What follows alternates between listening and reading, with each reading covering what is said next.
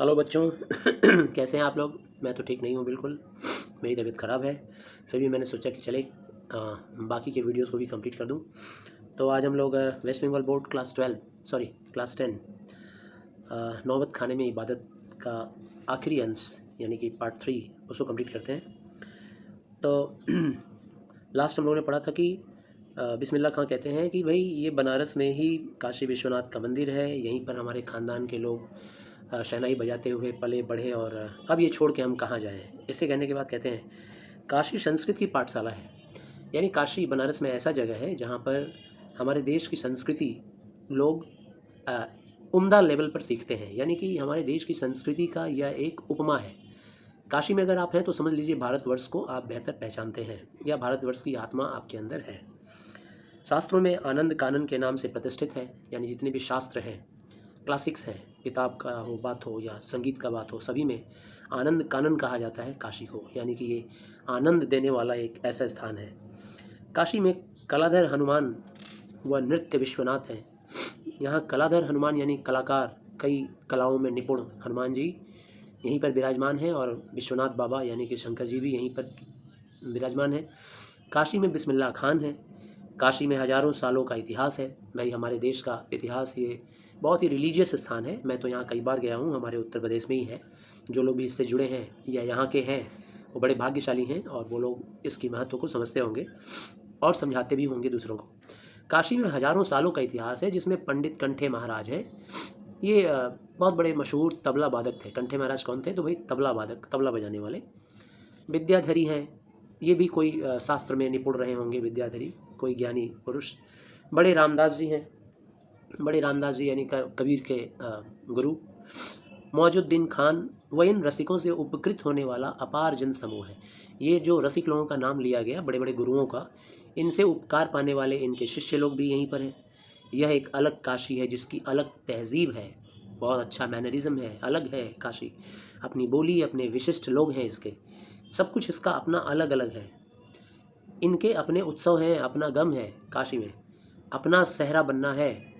सहरा बनना बोलने का मतलब इनका अपना क्रेडिट है, अपना फेम है, अपना श्रेय है, अपना नौहा है। शहीदों के बारे में जो गीत गाया जाता है या धुन बजाया जाता है उसको नौहा कहते हैं, या शहीदों के बारे में जो पद लिखे जाते हैं, कविताएं, उसको कहते हैं नौहा। तो अपना नौहा है। आप यहाँ संगीत को भक्ति से, और भक्ति को किसी भी धर्म के कलाकार से, या कजरी को चैती से। कजरी मतलब जानते हैं ना, सावन के महीनों पे झूला वगैरह लगाया जाता है, कजरी गाया जाता है, गीत झूले पर बैठकर महिलाएं गाती हैं, कजरी होता है। चैती यानी चैत के महीने में गाने वाला। तो कजरी को चैती से, या धर्म को कलाकार से, या संगीत को भक्ति से आप बांट नहीं सकते।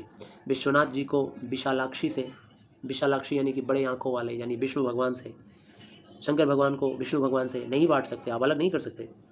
बिस्मिल्लाह खां को गंगा द्वार से अलग करके नहीं देख सकते।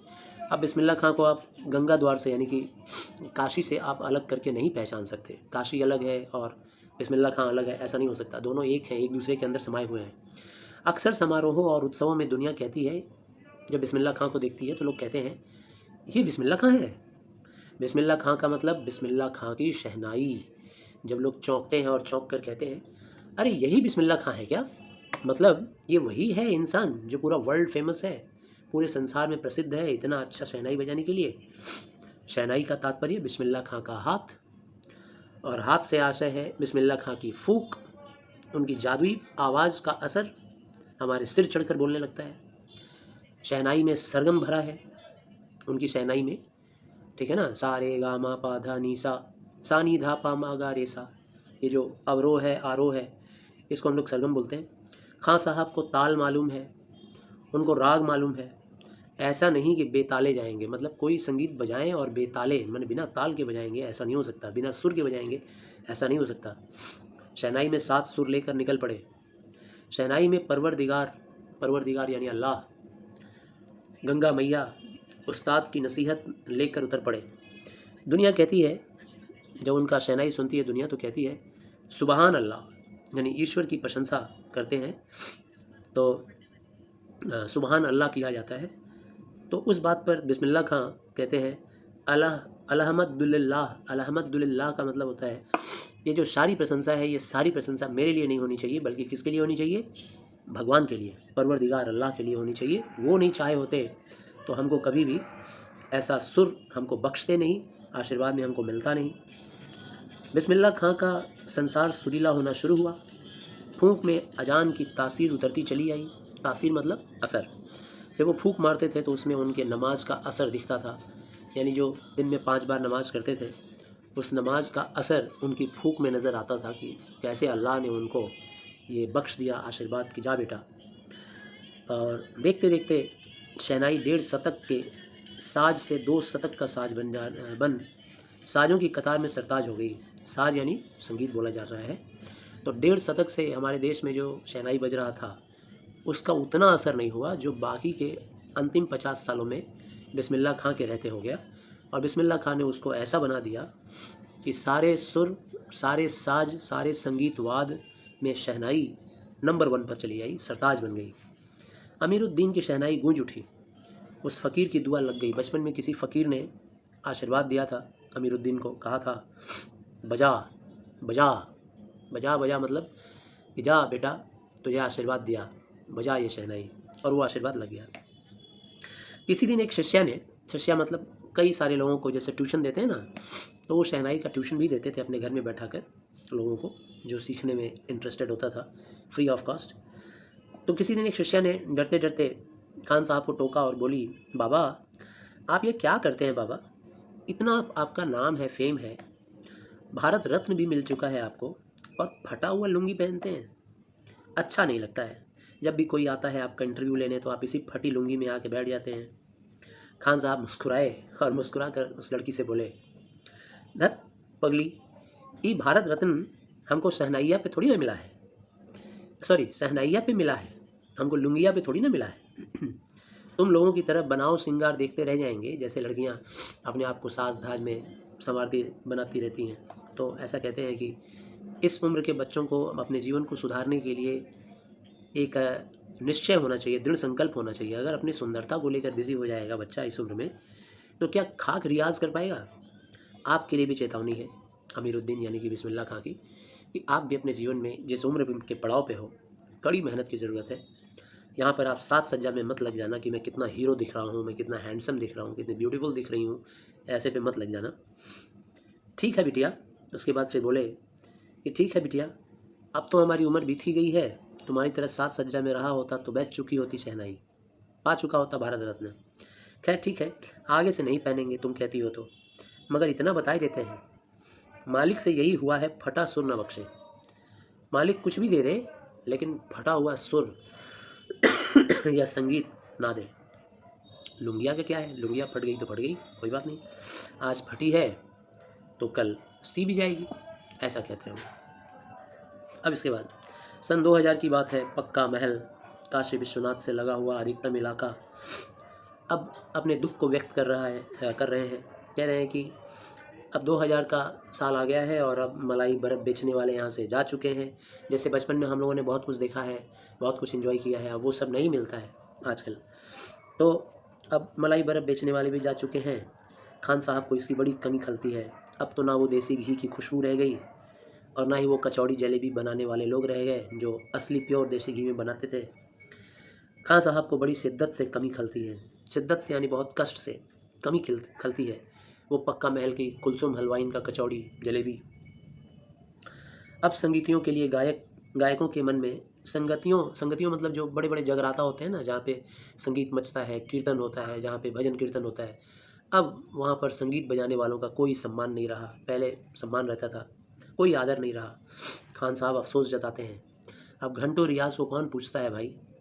हैरान है बिस्मिल्लाह खां, कहाँ वह कजली चैती, वाह वाह वाह, क्या अदब का ज़माना था, क्या लिहाज था अपने शास्त्र के प्रति, अपने गुरु के प्रति, संगीत के प्रति, साधना के प्रति, कितना सम्मान था। सचमुच हैरान करती है काशी। पक्का महल से जैसे मलाई बरफ गया, संगीत साहित्य और अदब की सारी परंपराएं भी चली गई। एक सच्चे सुर साधक और सामाजिक की भांति बिस्मिल्लाह खां सिर्फ सच्चे सुर के साधक ही नहीं थे बल्कि वो सामाजिक व्यक्ति भी थे। सामाजिक कमियां भी उन्हें बहुत खलती हैं, तो इन सब की कमी खलती है। काशी में जिस तरह बाबा विश्वनाथ और बिस्मिल्लाह खां एक दूसरे के पूरक रहे हैं, पूरक मतलब कॉम्प्लीमेंट, बाबा विश्वनाथ और काशी एक दूसरे से अलग नहीं हो सकते, ये दोनों एक ही हैं, समझ लो। उसी तरह मुहर्रम, ताज़िया और होली, अबीर, यहाँ हिंदू और मुसलमान का परंपरागत जो उत्सव है वो भी दोनों बराबर बराबर अंदाज में मनाया जाता है, और सम्मान और पवित्रता के साथ। जितना प्यार और सत्कार मिलता है मुहर्रम और ताज़िया को, उतना ही प्यार और सम्मान मिलता है होली और अबीर को। गुलाल की गंगा जमुनी संस्कृति भी एक दूसरे के पूरक रहे हैं। जैसे गंगा जमुना एक होकर बहती है संगम में, वैसे ही गुलाल और यहाँ की संस्कृति एक दूसरे के पूरक है, मतलब दोनों एक को अलग नहीं कर सकते आप। जैसे वेस्ट बंगाल में, कोलकाता में, आप कोलकाता को रसगुल्ला से अलग कर सकते हो भाई? कभी नहीं। मिष्टी दही से अलग कर सकते हो? कभी नहीं। कोलकाता में आए, जलेबी मिष्टी दही नहीं खाए, संदेश नहीं खाए, और यहाँ का रसगुल्ला नहीं खाए, तो कलकत्ता में क्या घूमेंगे भाई? ट्राम में नहीं चढ़े, यहाँ का इंडियन लाइब्रेरी नहीं देखे, ठीक है ना? तो आप क्या किए? और भी बहुत कुछ है, मैं सारे का नाम नहीं ले सकता, अभी बहुत कम टाइम है, छोटे वीडियो बनाने हैं। तो अभी आगे बहुत कुछ इतिहास बन जाएगा। अभी तक तो जो रहा है वो इतिहास रहा ही है, आगे और भी इतिहास बनेगा। फिर भी कुछ बचा है जो सिर्फ काशी में है। काशी आज भी संगीत के स्वर पर जगती है और उसी के थापों पर सोती है, यानी कि संगीत से लेकर हर गली हर मोहल्ले में आपको संगीत सुनाई देगा। और काशी में मरण भी मंगल माना जाता है भाई। यहाँ पे दूर दूर से जब लोग मरते हैं ना पूरे भारतवर्ष में, तो उनकी अस्थियाँ ले आकर के यहीं की काशी गंगा में डुबाई जाती हैं। लोग उनकी अस्थियों को गंगा जी में डुबा देते हैं, बहा देते हैं, और ऐसा माना जाता है कि भाई यहाँ पर जो मरता है वो सीधा परम धाम बैकुंठ धाम में जाता है, परमात्मा से मिल जाता है। तो काशी आनंद कानन है, आनंद का स्थान है। सबसे बड़ी बात यह है कि काशी के पास उस्ताद बिस्मिल्लाह खां जैसा लय और सुर की तमीज़ सिखाने वाला नायाब हीरा रहा है। सबसे बड़ी बात तो यही है कि वो हीरा, उसका भी वास यही था। वह हीरा कौन? अमीरुद्दीन, यानी कि बिस्मिल्लाह खां, जो हमेशा से दो कौमों को एक होने व आपस में भाईचारे के साथ रहने की प्रेरणा देता रहा है। गदर 2 आया है ना, जिसमें सनी देओल प्रेरणा दे रहे हैं कि गीता और कुरान में कोई अंतर नहीं है। जैसे वो प्रेरणा दे रहे हैं कि हिंदू मुसलमान एक हैं, नफ़रत से ना जिएं, ऐसे ही बिस्मिल्लाह खान साहब भी हमेशा से ही जितना संस्कार, जितना पवित्रता से वो इस्लाम धर्म को निभाए, मुहर्रम और ताज़िया को निभाए, उतना ही पवित्रता और स्नेह के साथ वो हिंदू धर्मों में भी शरीक होते थे और हिंदू धर्मों को भी महत्व देते थे, सम्मान देते थे, और दोनों कौमों को एक साथ मिलजुल कर रहने की तहजीब सिखाते थे। भारत रत्न से लेकर इस देश के ढेरों विश्वविद्यालयों की, ये विश्वविद्यालय यानी यूनिवर्सिटी, तो भारत रत्न तो मिला ही, उसके साथ साथ बहुत सारी यूनिवर्सिटी ने उनको डॉक्टरेट का उपाधि भी दिया। मानद का मतलब होता है डॉक्टरेट, डॉक्टर ऑफ म्यूज़िक, ऐसा उनको उपाधि मिला। संगीत नाटक अकादमी पुरस्कार भी मिला, पद्म विभूषण भी मिला। बल्कि अपने अजेय संगीत यात्रा, अजेय मतलब कभी नहीं ख़त्म होने वाला, जिसे जीता नहीं जा सकता है, उस संगीत यात्रा के लिए बिस्मिल्लाह खां साहब भविष्य में हमेशा संगीत के नायक बने रहेंगे। 90 वर्ष की उम्र में उनका देहांत हुआ 21 अगस्त 2006 को। अलविदा कह गए हम लोगों को। पूरे 80 वर्ष, 90 वर्ष में 80 वर्ष उन्होंने पूरे जी विशा के साथ, यानी ज़िंदगी को जीना है और सिर्फ म्यूज़िक सीखना है, इसी उम्मीद से वो जीते रहे। तो आशा करते हैं आपको समझ में आया। वीडियो को बार बार देखिए और देखने के साथ साथ अपने दोस्तों को शेयर कीजिए, लाइक कीजिए, सब्सक्राइब कीजिए चैनल को। लाइक ज़रूर कीजिए, जितने बच्चे हैं सभी की तरफ से एक लाइक ज़रूर आने चाहिए, जितने सब्सक्राइबर हैं उनकी तरफ से एक लाइक ज़रूर आनी चाहिए। थैंक यू बच्चों। और सिर्फ वीडियो देखने से काम नहीं चलेगा, आपको टेक्स्ट भी पढ़ना होगा। Thank you.